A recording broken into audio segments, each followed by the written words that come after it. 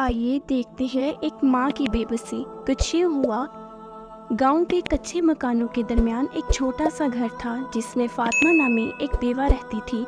فاطمہ کی زندگی کا واحد سہارا اور خوشی اس کی اکلوتی بیٹی زینب تھی۔ زینب جوانی کی دہلیز پار کر چکی تھی، نہایت خوبصورت، ذہین اور محبت کرنے والی لڑکی تھی۔ اس کی معصومیت اور نیک دلی پورے گاؤں میں مشہور تھی۔ فاطمہ اور زینب کا رشتہ ایک دوسرے کے لیے بے حد مضبوط اور پیار بھرا تھا۔ زینب کی پیدائش کے کچھ سال بعد ہی فاطمہ کا شوہر ایک حادثے میں چل بسا۔ اس حادثے نے فاطمہ کی زندگی کو غمگین بنا دیا، مگر زینب کے وجود نے اس کے دل میں زندگی کی ایک نئی امید جگا دی۔ فاطمہ نے اپنی بیٹی کو ہر ممکن سہولت فراہم کرنے کی کوشش کی اور اس کی تربیت میں کوئی کسر نہ چھوڑی۔ زینب نہ صرف پڑھائی میں اچھی تھی بلکہ وہ اپنے گاؤں کے لوگوں کی مدد کرنے میں بھی پیش رہتی تھی۔ اس کی مددگار فطرت اور خلوص دل سے کی جانے والی خدمات نے اسے گاؤں کے لوگوں کا چہچہاتا بنا دیا تھا۔ ایک دن زینب کو اچانک بخار ہو گیا۔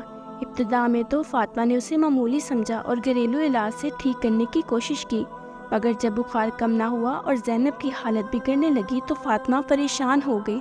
اس نے گاؤں کے حکیم کو بلایا، مگر اس کی دعائیں بھی کارگر ثابت نہ ہو سکیں۔ فاطمہ نے زینب کو شہر کے بڑے ہسپتال لے جانے کا فیصلہ کیا۔ شہر کا سفر طویل اور دشوار تھا، مگر فاطمہ نے اپنی بیٹی کی خاطر ہر تکلیف برداشت کی۔ اسپتال پہنچ کر ڈاکٹر نے معائنہ کیا اور بتایا کہ زینب کا نمونیا ہو گیا ہے اور حالت بہت نازک ہے۔ ڈاکٹروں نے فاطمہ کو امید دلانے کی کوشش کی، مگر وہ جانتی تھی کہ حالات بہت سنگین ہیں۔ زینب کی حالت دن بدن بگڑتی جا رہی تھی۔ فاطمہ دن رات دعا کرتی، ہر دربار پر منتیں مانگی، ہر پیر فقیر سے رجوع کیا، مگر زینب کی حالت میں کوئی بہتری نہ آئی۔ ایک رات زینب نے اپنی ماں کا ہاتھ پکڑ کر کہا، اماں اب رونا بند کر دیں، میں ٹھیک ہو جاؤں گی، آپ دیکھنا۔ فاطمہ نے زینب کو سینے سے لگا لیا اور اپنی آنکھوں میں آنسو چھپاتے ہوئے کہا، ہاں بیٹی، تم ٹھیک ہو جاؤ گی، اللہ سب کچھ ٹھیک کر دے گا۔ مگر فاطمہ کے دل میں ایک عجیب کشمکش نے جنم لیا۔ وہ اپنی بیٹی کی تکلیف دیکھ کر بے بسی محسوس کرتی تھی۔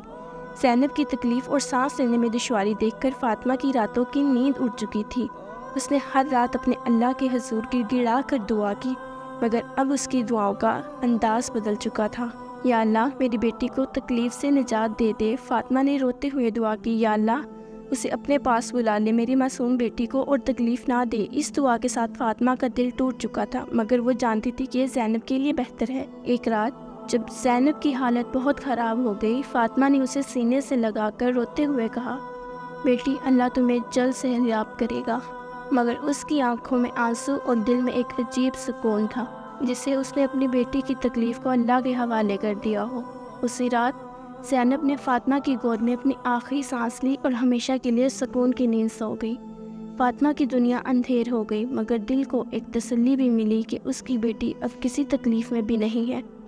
فاطمہ نے زینب کی موت کے بعد خود کو سنبھالنے کی کوشش کی۔ گاؤں کے لوگ اس کے غم میں شریک تھے اور اس کی مدد کرنے کی کوشش کرتے تھے۔ فاطمہ نے اپنے آپ کو زینب کی یادوں میں غرق کر لیا اور اس سے ہر چھوٹی بڑی بات کو یاد کرتی رہی۔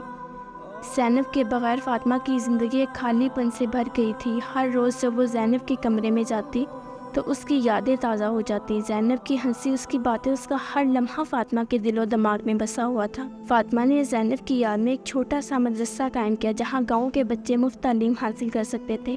یہ مدرسہ زینب کے خوابوں کی تکمیل تھی جو وہ ہمیشہ سے کرنا چاہتی تھی۔ فاطمہ نے اس مدرسے کے ذریعے زینب کی محبت اور اس کے خوابوں کو زندہ رکھا۔ وقت کے ساتھ ساتھ فاطمہ نے زینب کی موت کو قبول کر لیا، مگر اس کا دل ہمیشہ زینب کے لیے دھڑکتا رہا۔ اس نے اپنی بیٹی کی یادوں کو اپنے دل میں بسا لیا اور اس کی محبت کو اپنے دل میں زندہ رکھا۔